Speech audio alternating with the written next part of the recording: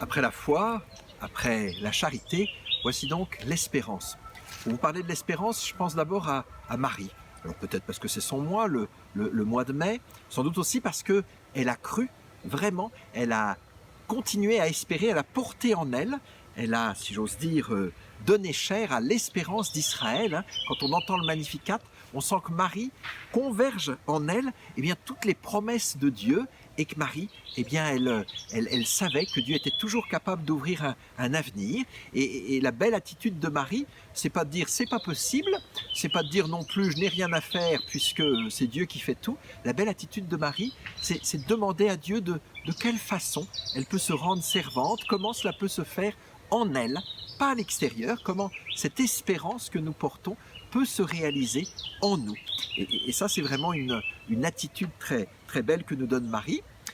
La même Vierge Marie, elle espère en son Fils. On voit qu'à Cana, avant même que Jésus ne soit prêt hein, au signe, mon heure n'est pas encore venue, dit Jésus, Marie espère déjà, et en espérant, elle hâte, elle fait venir plus vite la venue de l'heure de Jésus. Et puis, c'est encore une femme d'espérance lorsqu'elle se réunit avec les 12 apôtres dans le Cénacle, et là elle prie l'Esprit Saint, elle attend l'Esprit Saint. Alors c'est beau dans cette période où nous aussi nous attendons la Pentecôte, l'Esprit Saint, et il y a parfois des théologiens, c'est un peu un jeu, mais qui s'amusent à rapprocher les vertus théologales de chacune des personnes de la Trinité. Alors la foi, il la rapporte davantage au Père, hein, puisque c'est en lui que nous croyons, c'est lui qui est notre roc. Le Fils qui a exprimé la charité à ce point, au point de se livrer lui-même, va être davantage lié à l'amour. Et puis l'espérance, eh bien on l'associe souvent à l'Esprit Saint, pas simplement parce que les mots se ressemblent un peu, espérance et esprit, mais parce que l'Esprit Saint, il nous vient de l'avenir. Avec l'espérance, c'est justement Dieu qui nous promet un avenir, qui nous ouvre, qui inaugure avec nous, pour nous, cet avenir. Alors, en quelque sorte, on pourrait dire que l'espérance, c'est la manière chrétienne de se situer par rapport à l'avenir, sans mettre la main dessus, mais vraiment en l'accueillant, mais en l'accueillant en soi, de tout ce qu'on est. Jésus, clairement, est un homme qui est porteur d'espérance. Son grand langage, son grand mot, c'est le mot du royaume de Dieu qu'il annonce. À la fois, il l'inaugure, il l'étrenne déjà, ce royaume-là, mais en même temps, il l'annonce comme étant en train d'advenir au milieu de nous. Et puis, au fil des discours de Jésus, au fil de ses paraboles, peu à peu, on découvre que le royaume, eh bien, finalement, c'est quelqu'un, que ce royaume porte un visage, que c'est le visage de l'époux, que c'est le visage du maître qui revient dans la nuit, que finalement c'est le visage de Jésus lui-même. Hein. Là encore, nous découvrons, comme pour la foi, comme pour la charité, qu'il ne s'agit pas d'aimer quelque chose ou de croire en des vérités, mais qu'il s'agit d'aimer quelqu'un, de croire en quelqu'un, d'espérer Jésus. On attend la venue pleine et entière de Jésus. Dans le Nouveau Testament, il n'y a jamais le mot de retour, mais toujours le mot de venue. Jésus qui ne cesse de venir, eh bien, nous continuons à attendre cette venue, un des derniers mots de la Bible, Maranatha, viens Seigneur Jésus. Alors, évidemment, qu'il s'agit pour nous de l'accueillir, qu'il s'agit de savourer parce qu'il est déjà présent, la vie éternelle, elle commence aujourd'hui, puis en même temps, il s'agit de faire effort, non pas pour mettre la main sur ce royaume, sur cette espérance, sur cet avenir, mais pour l'accueillir pleinement.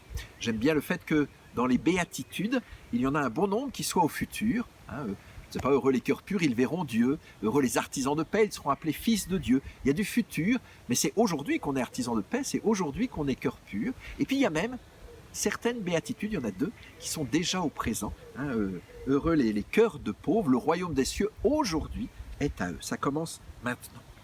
Et puis si on va jusqu'au bout de l'évangile selon saint Luc, avec lequel j'ai commencé, puisque je citais le Magnificat, eh bien nous arrivons à Emmaüs. Et là, on voit 2 hommes sur une route, défaits, tristes, et qui disent clairement, celui en qui nous espérions, eh bien il est mort. Notre espérance est morte, notre espérance est déçue.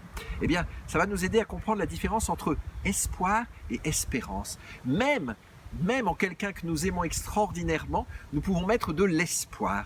L'espérance, elle va au-delà. L'espérance, elle traverse la mort. Et c'est Jésus lui-même, mort et ressuscité, qui est capable de nous faire parler, de nous faire passer, hein, c'est un passage, une Pâque, de nous faire passer de l'espoir à ce qui est vraiment l'espérance, c'est-à-dire ce qui vient de Dieu. Dieu seul peut rendre l'espérance, puisque Dieu seul peut ressusciter Jésus. Une image que j'aime bien, c'est l'image dans un accouchement. Vous avez remarqué, les prêtres, ils n'ont jamais accouché, mais ils parlent tout le temps d'accouchement.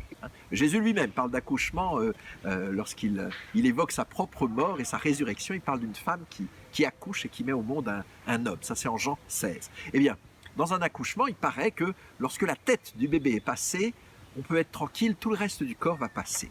La tête de notre corps, c'est Jésus, et il est déjà passé. Alors il faut encore que nous vivions l'effort, le travail de l'accouchement, que tout le corps, qu'est l'Église, qu'est nous ensemble, nous puissions passer aussi par cette mort et cette entrée pleine dans la vie. Mais c'est désormais un combat où nous sommes déjà gagnants, parce que Jésus a déjà vaincu, donc ça peut être un combat paisible. Alors, l'espérance, il faut être clair, c'est un petit peu comme l'Esprit Saint dans la Trinité, on en parle à la fin, on l'oublie toujours un peu.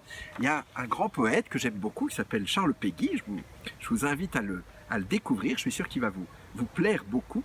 Et lui, il dédie carrément un immense poème à l'espérance. Ce qui m'étonne, dit Dieu, c'est l'espérance. Et je n'en reviens pas. Cette petite espérance qui n'a l'air de rien du tout, cette petite fille espérance, immortelle. La petite espérance s'avance entre ses deux grandes sœurs, et on ne prend pas seulement garde à elle.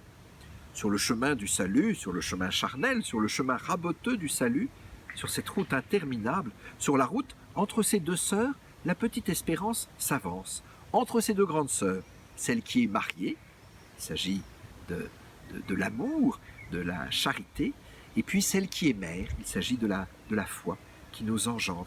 Au milieu, entre elles deux, et finalement, on croit que ce sont ses grandes sœurs qui l'entraînent, mais c'est elle au milieu qui entraîne ses grandes sœurs, et que sans elle, elle ne serait rien que deux femmes déjà âgées, deux femmes d'un certain âge, fripées par la vie.